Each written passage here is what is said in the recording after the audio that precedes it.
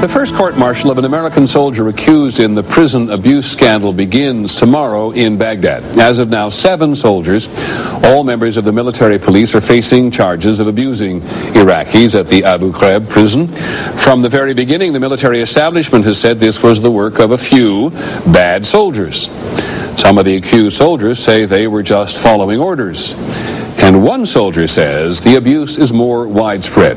Here's ABC's Brian Ross with an ABC News exclusive. A key witness in the Abu Ghraib investigation says dozens of soldiers, other than the MPs who have been charged, were involved in the abuse. But Sergeant Samuel Provance says there's an effort underway in the Army to hide it. So it's definitely a cover-up, and that people are being either telling themselves or being told to be quiet. Sergeant Provance was part of the 302nd Military Intelligence Battalion stationed at Abu Ghraib last September. He spoke to ABC News despite orders from his commanders not to. What I was surprised at was the silence, the collective silence by so many people that had to be involved. Sergeant Provance, now stationed in Germany, set up and ran the computer network used by military intelligence interrogators at the prison. He says that while he did not see the actual abuse, the interrogators he worked with freely admitted they directed the MP's rough treatment of prisoners.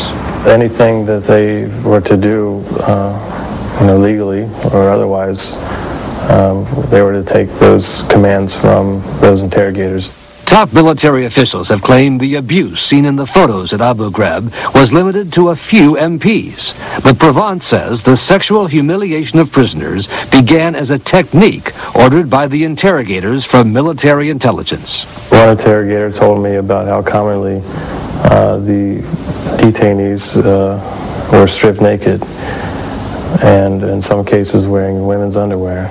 General George Fay has been assigned to investigate the role of military intelligence personnel in the abuse. But Sergeant Provance says when Fay interviewed him, the general only seemed interested in the military police, not the interrogators, and seemed to discourage him from testifying.